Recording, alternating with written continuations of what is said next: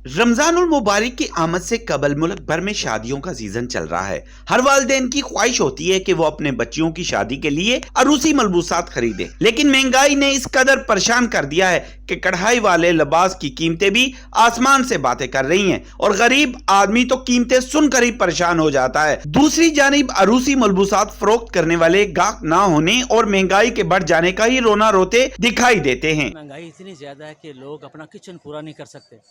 Kitchen पूरा नहीं होता, अगर किचन पूरा होता है तो वो अपने बिलों की अदायगी नहीं कर सकते। उनसे उनकी जान छूटे तो वो किसी फरागत वाले काम में जाए ना।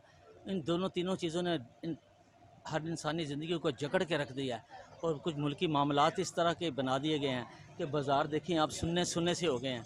बाज़ारों में वो गहमा गहमी ख़त्म हो गई है, सारी तमाम चीज़ें परेशान कुन सूरत हाल। सरगोदा की शहरी हुकूमत से एक ही मुतालबा कर रहे हैं कि महंगाई को कंट्रोल किया जाए ताकि गरीब आदमी भी अपनी खुशियां अच्छे से मना सके।